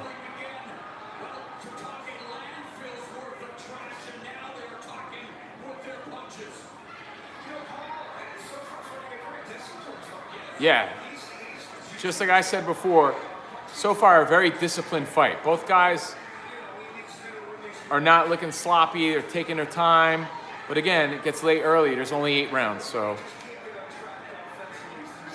Woodley's gotta eventually close the distance, get in there, and put his head into the chest of Jake Paul.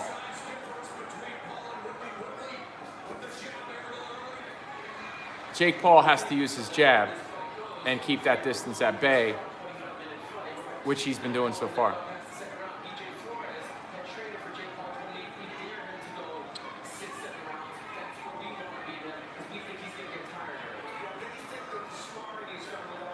Woodley's got to start throwing. He threw a nice right. Jake Paul brushed it off. Woodley's gas tank. Well, he's 39, right? So, you know, he's getting up there for a fighter. It's not young.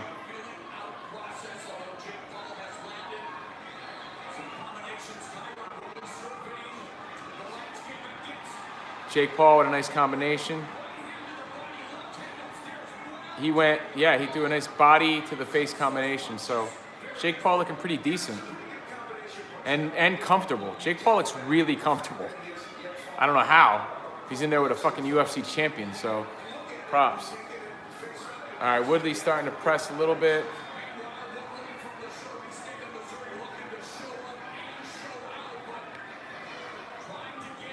He's got to get in there, though.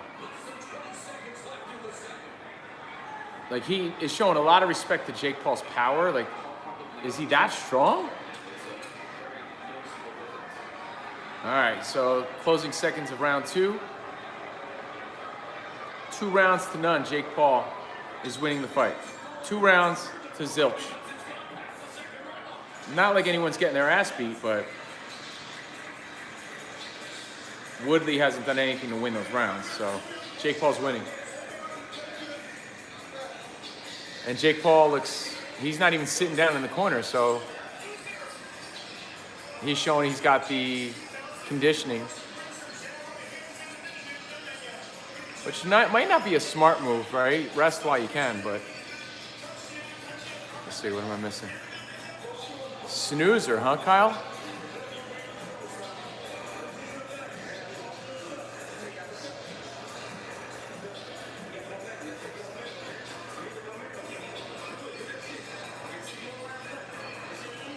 Raymond, I'm not saying that Woodley doesn't have gas. I have gas. I was reading comments, but Woodley doesn't have the same stamina that he used to as a 39-year-old. It was criticized earlier.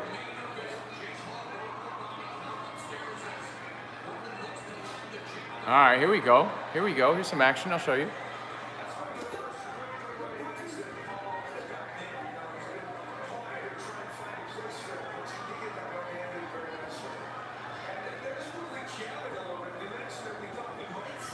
Looks like Drago versus Mr. T. I pity the fool. I must break you. Yeah, if Woodley's mad about all the mama talk, he better step it up. Round 3 of 8. Ooh, Woodley landed an overhand right. Didn't do much damage, but he landed his first power shot. No one really commented on it. You don't like how Woodley looks, Mike, huh? Yeah, Woodley's in an MMA sort of stance. Like his defense is not of a boxer's defense. His style is definitely an MMA style. Doesn't mean it's not effective, though. I don't know. Jake Paul jabbing him to the gut. Jake Paul using nice jabs. Jake Paul looks composed, man. He just does. But again, can he handle a power shot? I want to see Woodley land something. Then we'll see what's up.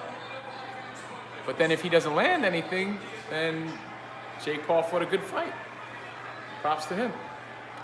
Round 3, minute 15 left.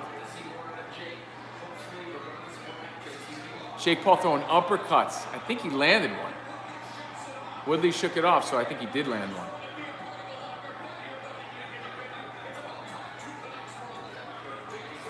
Woodley's looking for a counter power shot right now.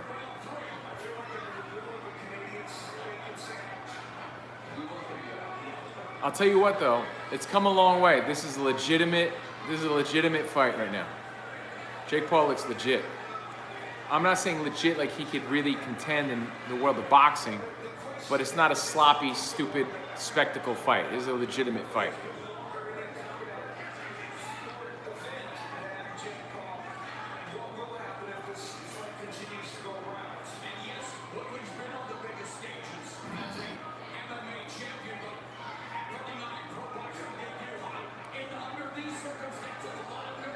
All right, a lot of nervous energy. Mauro Ranallo saying.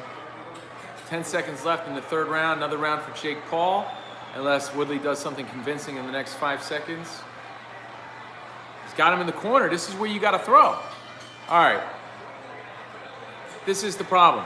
Woodley had Jake Paul where he wanted him at the end of the round, in the corner, threw one punch, did nothing. That's where he needs to throw his barrages. That's where he needs to win the round. 3 rounds to none, Jake Paul. I'll be right back. Last break.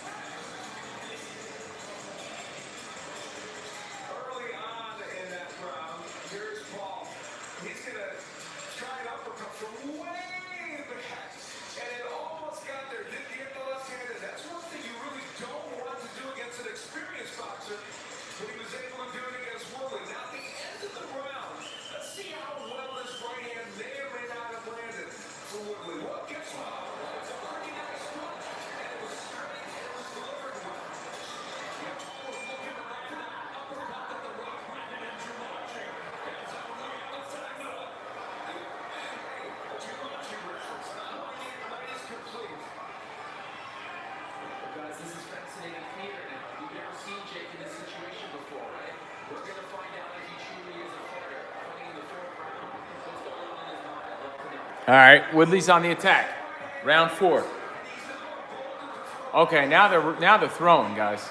So round 4 so far, we're 30 seconds into it, seems to be the most exciting yet.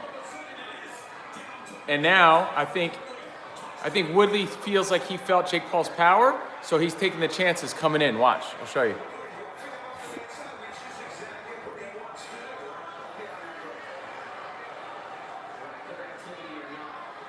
Woodley coming in. If he backs him into the corner, that's when he has to throw.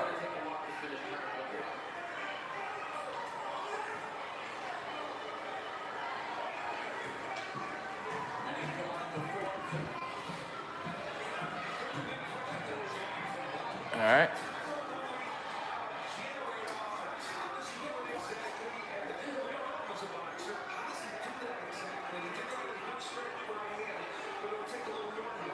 So now they're not doing much. No action right now, round 4. Started strong, slowed down a little bit. Woodley's now throwing punches though. Maybe he's feeling we're halfway through the fight, got to step it up. Woodley got hit with a nice left.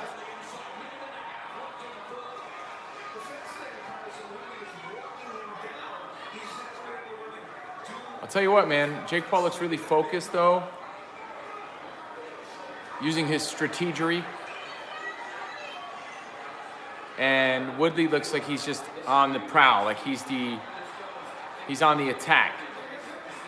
But like he's trying and he's being outboxed by Jake Paul.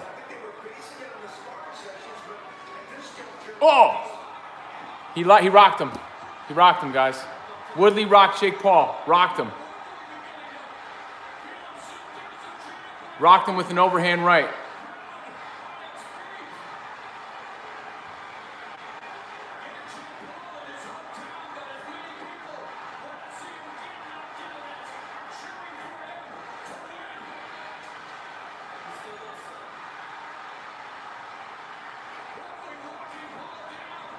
All right, so Woodley has 20 seconds left of the round. Woodley rocked him with an overhand right. Let's see the closing of the round. He's going to have to close out this round. 10 seconds left.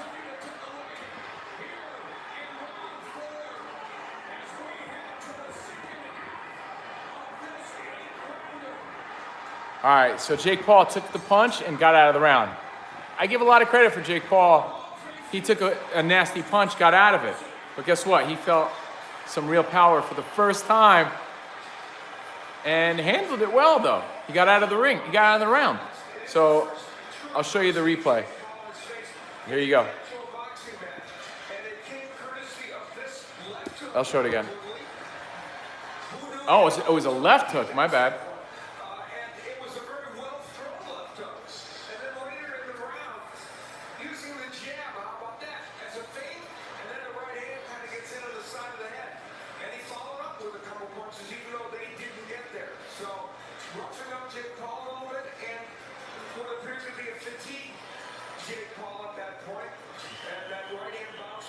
Look, look.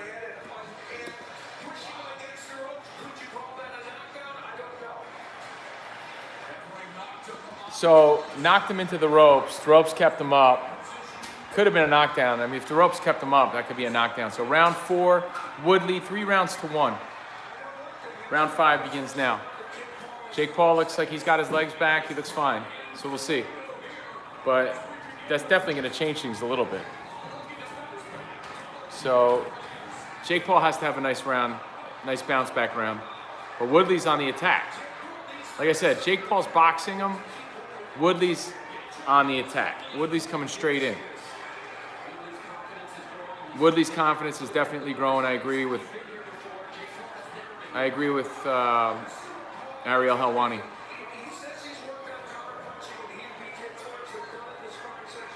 Yeah, it should have been a knockdown. I don't know what they called it. Oh, they didn't call it a knockdown. Well, Steve Farhood's unofficial scoring card doesn't have it as a knockdown, but it should be.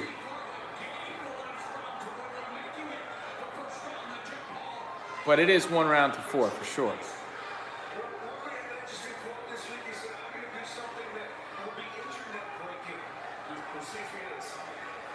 All right, Jake Paul just took a nice right to the face. Shook it off though. Look, I think Jake Paul took that punch. He's back. He's back now.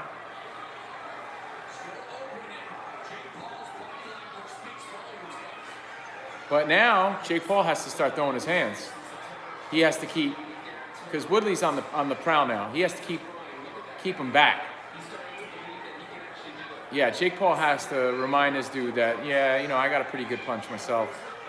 But does he really? I don't know. Jake Paul landed a nice punch. Jake Paul's talking shit. Let's go. Let's go. Let's go. This is great. Round 5 is great. Let's go. They're both talking shit. Now they're both sort of feeling out the last minute of round 5.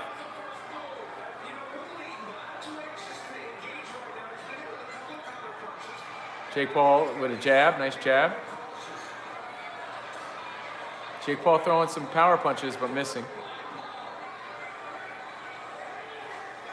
All right, round 5 of 8, 30 seconds left.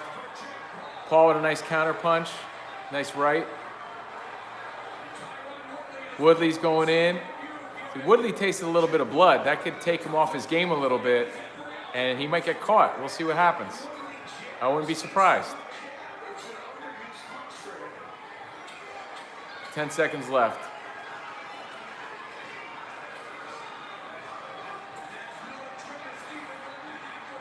Another overhand right from Jake Paul. Good round, man. I don't know. I think Woodley just visually won that round.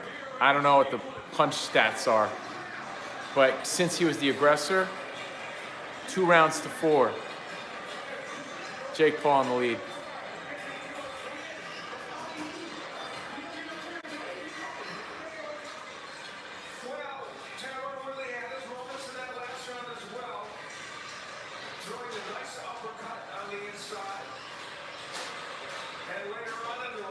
No, this is a legitimate fight, Raymond.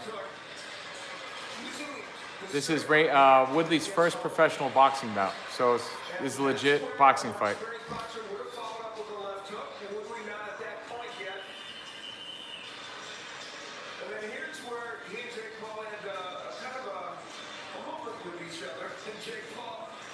Jake actually said, "Let's go."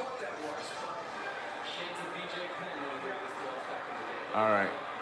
Oh, round 6. This is round 6. So it's 3 rounds to 2. 3 rounds to 2. Jake Paul winning the first 3. So I stand corrected. I thought it was the 7th round for some reason.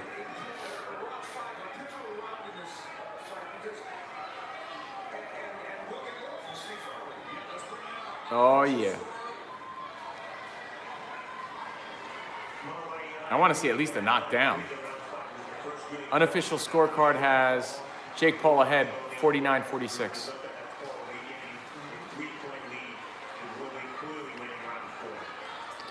I think he gave round 5 to Jake Paul. That should have been here's the controversy, guys. Round 4 should have been a 10-8 round. Woodley should have got a knockdown for that. I'm not sure why that didn't happen. So if it comes down to the scoring and they didn't give him the knockdown, that could be impactful. I think that should have been a knockdown. Round 6 of 8, minute 40 left.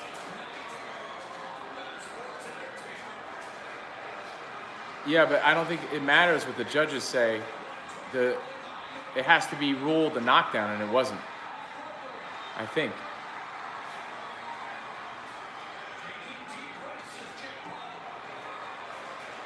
Jake Paul looking a little winded now.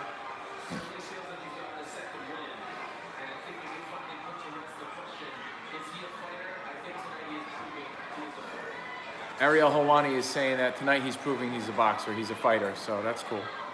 Yeah, it is a legit fight, guys. You know, whether or not you care or whether or not it means anything in the world of boxing, it's entertaining. It's prize fighting.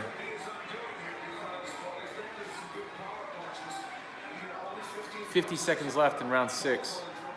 Again, I think Jake Paul is winning this round. So he's going to be up on the cards. So it doesn't matter if Woodley got the best moment of the fight.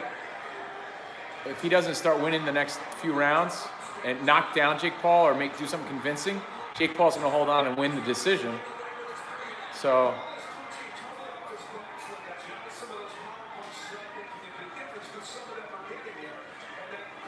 and Jake Paul's taking these punches, man. I'm surprised just by that.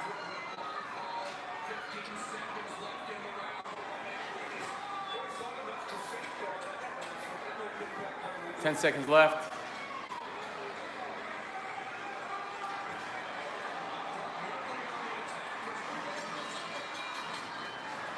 Yeah, he's chasing Jake Paul around the ring, but Jake Paul's boxing. Stick and move, man. Name of the game. You got to be a matador in there, you know? Just because Woodley's coming in like a bull doesn't mean that's, you know, the best strategy. So I think this is round 7. 6 rounds to 1. Maybe 5 rounds to 2. So even though, again, Woodley got the highlight of the night so far, Jake Paul winning. He if it ends right now, he wins. Yeah, Woodley needs a knockout. Agreed, Augustin. Woodley did the same in the MMA. Just stand there, land some big shots, takedown. He could be doing more. Well, it's a testament to the boxing skills of Jake Paul, or maybe the power of Jake Paul. I don't know. Because if Woodley doesn't respect it, then he needs to go in there and make it happen. Because he needs a knockout. Round 7. Let's go. Ooh.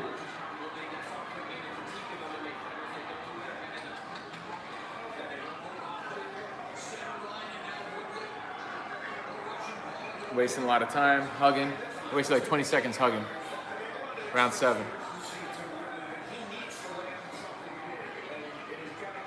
Jake Paul really using his jab, which unofficial scorecard has Woodley winning 1 round. I'm saying 2 at the most. So I agree with Farhad.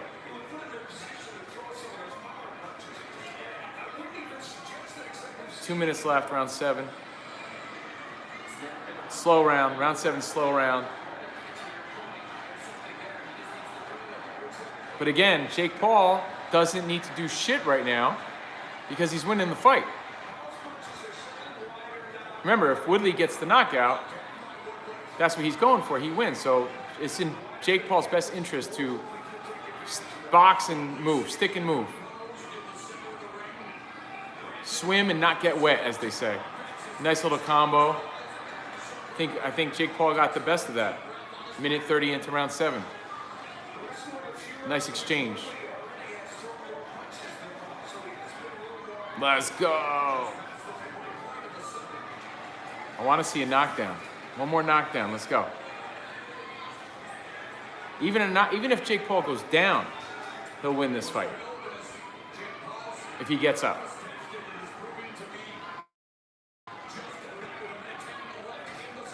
Logan Paul's ringside just screaming shit.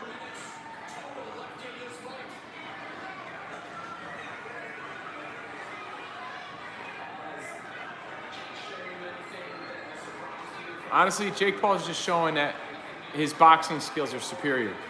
That's really it. It's just outboxing Woodley.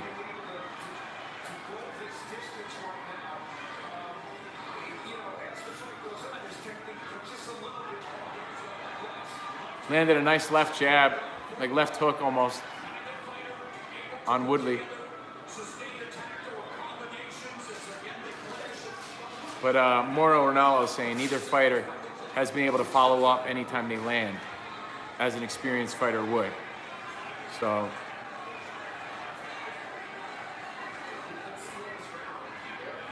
who's Chappelle rooting for? Probably Woodley.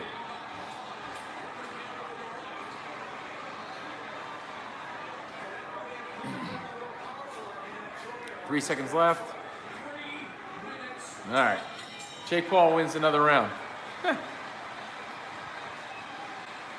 Now, if I'm in his corner, I would tell Jake Paul, listen, millions of dollars are riding on you winning this fight. You win this fight, it's another multi-million-dollar payday for the next fight.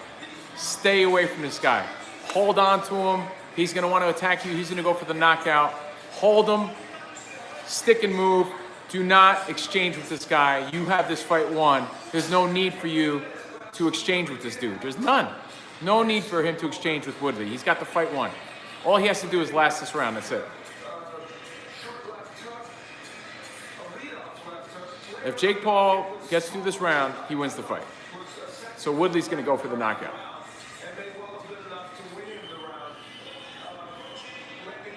Ooh. They're showing some of that exchange I mentioned in slow motion. It was pretty good. All right, 8th and final round. They touch gloves. Let's go. Okay. Jake Paul's got his legs, man. He's dancing and shit. I don't know how he's not winded right now. Great conditioning.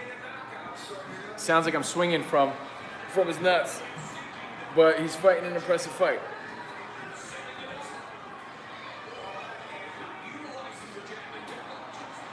I'm just calling it as I see it.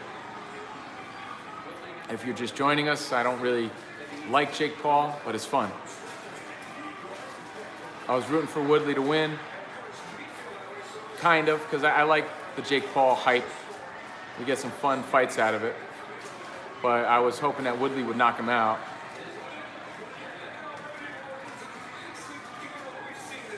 But was assuming Jake Paul would win. And so far he is. 2 minutes left, final round. What's up, Franz? You with me?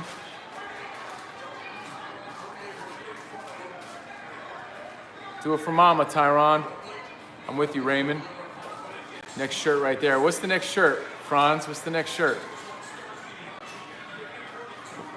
What's the next shirt? Stillhouse? All right, minute 30 left. Nice jab by Jake Paul. You swinging. Jake Paul's nuts.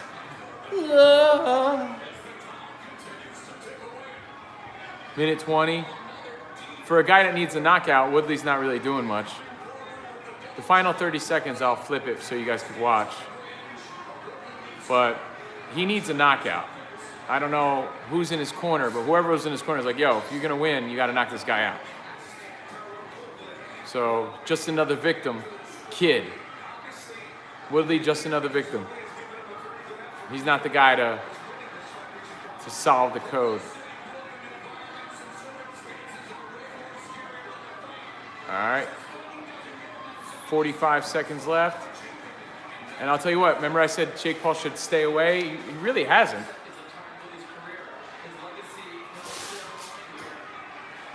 Ariel Helwani is saying Woodley's legacy's on the line here.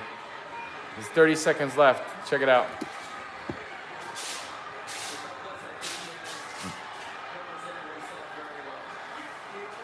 "20 seconds. He's holding him. Good move.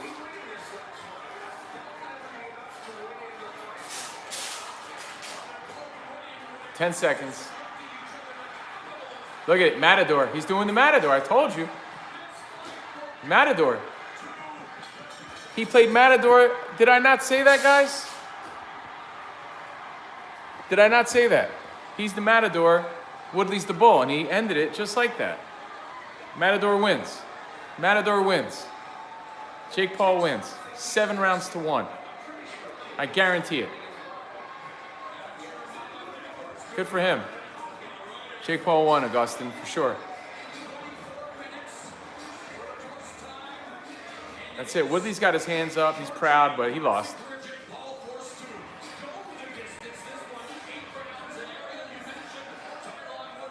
Woodley lost.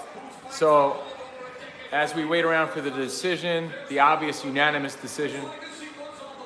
Remember, they're fighting in Cleveland, Jake Paul's hometown. He convincingly won.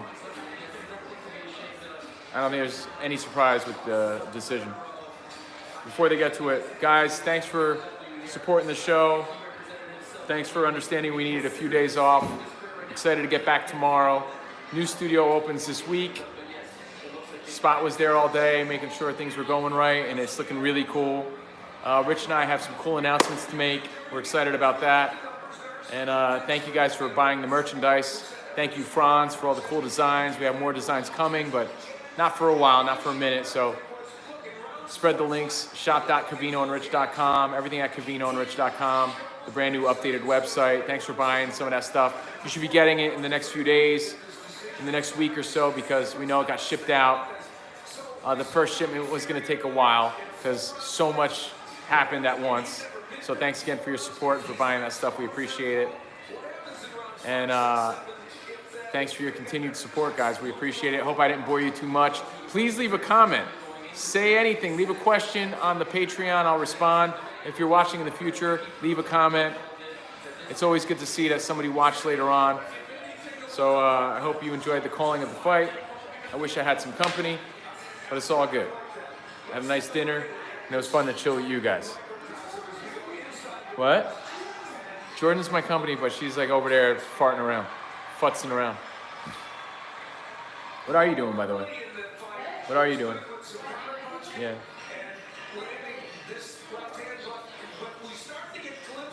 Go to her shop. Shop. What is it?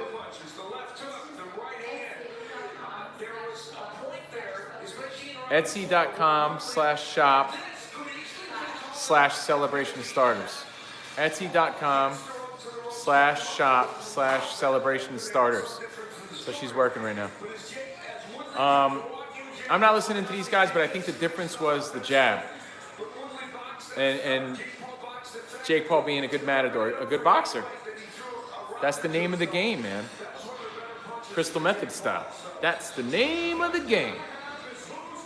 We're seeing some good sportsmanship right now. They haven't announced the winner yet, but they're congratulating each other. That's cool. It was a legit fight. And the whole card was worth the $59.99 as far as I'm concerned. Any other questions before I peace out, guys? Jimmy, thank you, man. Evaristo, thank you, bro. Here's the decision.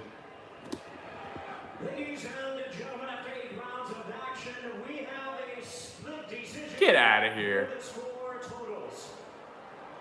Judging ringside, Hyman got a U.S. score of about 77-75 in favor of Jake Paul.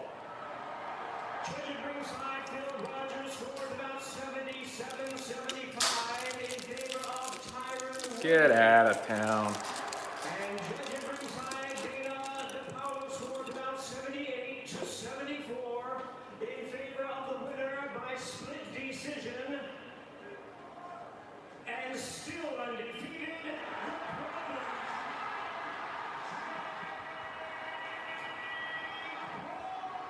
It's got to feel good.